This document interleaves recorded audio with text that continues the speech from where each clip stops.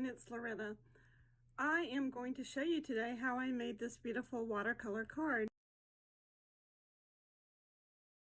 It's pretty easy. You are going to need some basic materials, some color pencils. I'm using ARTEZA watercolor pencils, and you're going to need some watercolor paper, which is also ARTEZA, cardstock, and just your basic card making tools. So let's get started. Alright, this is the card we're going to be making today. This is a Simon Says stamped Sketch Flowers stamp set.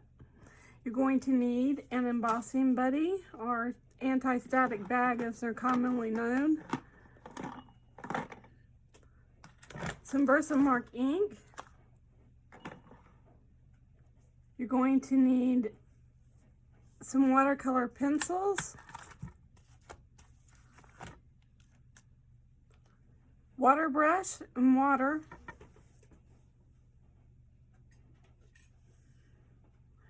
now you don't have to do this, but I only have a few water brushes, so I actually soak them in a cup so that the tips don't stain. Well, they stain, but they don't pick up gunk. Anyway, so what you're going to do is go ahead and take your watercolor paper and put it into your stamp positioner, which is, once again, is Misty. I can't find my magnets right now, so I'm just using some really low tack washi tape to keep my paper in place. Now I'm going to use my anti-static bag.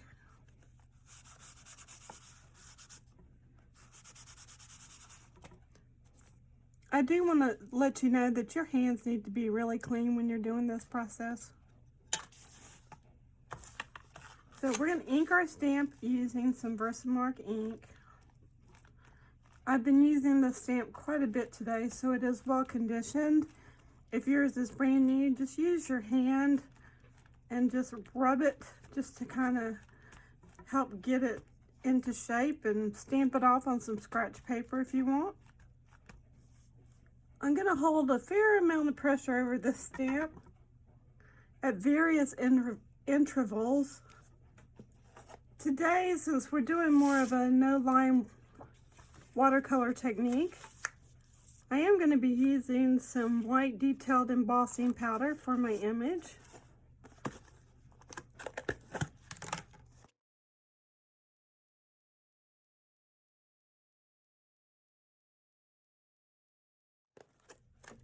Now I'm going to use my heat gun to heat set this and melt the embossing powder.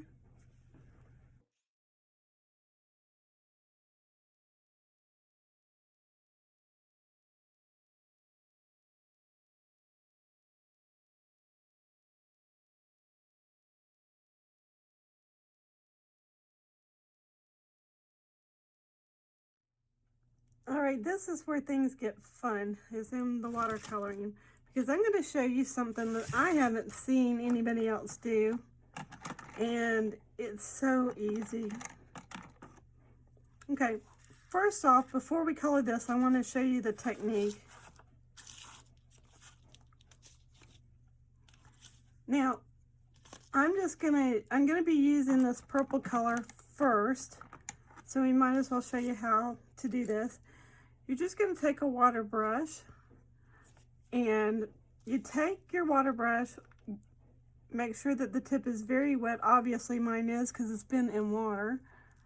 And you're gonna take it and you're gonna hold it down on the tip of this marker. And as you can see, it melts it, kinda, I guess, for lack of a better term. And then all of that watercolor goodness is now on your brush.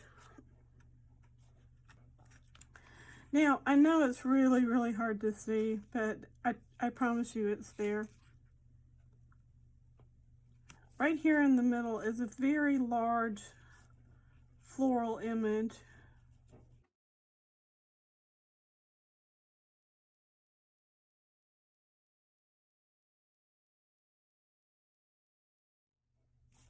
Even though I'm using the same color, I don't want the lighter shade of my flower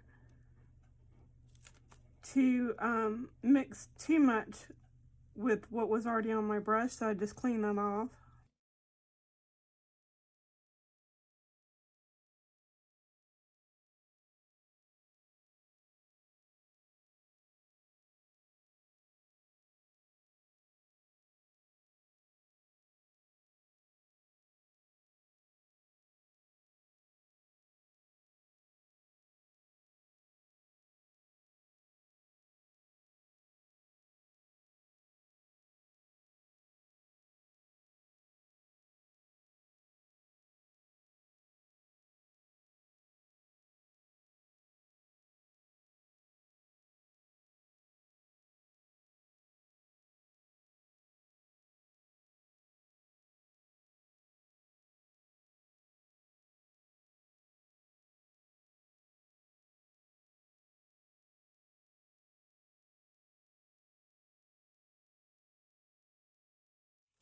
Now I'm going to be coloring these pink flowers.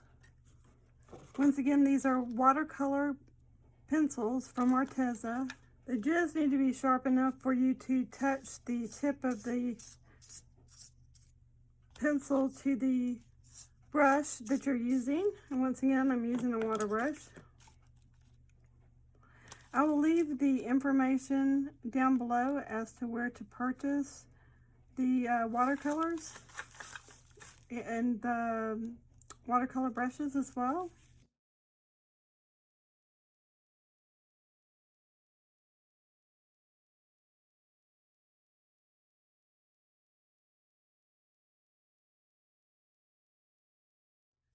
And once again, you just hold your brush up against that tip, and as the water permeates, it will pick up the color right from the pencil. You don't need to scribble it off. You don't need to actually use your pencil on your paper. You're just basically using the watercolor brush with your pencil just like you would use a watercolor brush on a palette. It's no different. You're just gonna pick up the color. The more water you use, the lighter the color. The less water you use, the darker the color. I honestly have forgotten how much fun doing this kind of a project was.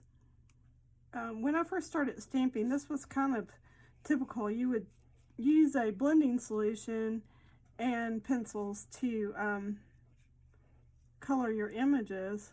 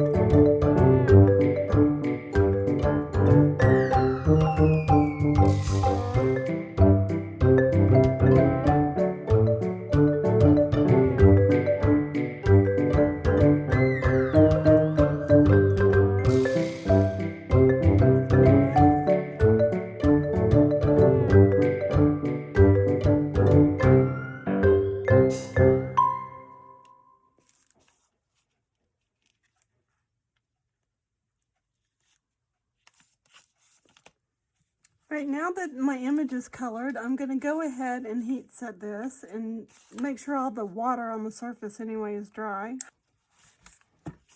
Okay, now that this is completely dry, you're going to take it and either use your paper trimmer or a die if you have some dies and cut it down to whatever you want. And then when you're finished, your card's going to look like this. These cards are going to be going to a local rehabilitation and nursing home here in the area. And I'm going to be making 149 cards to encourage these folks and let them know they are being thought of during this difficult time in our nation and in our world.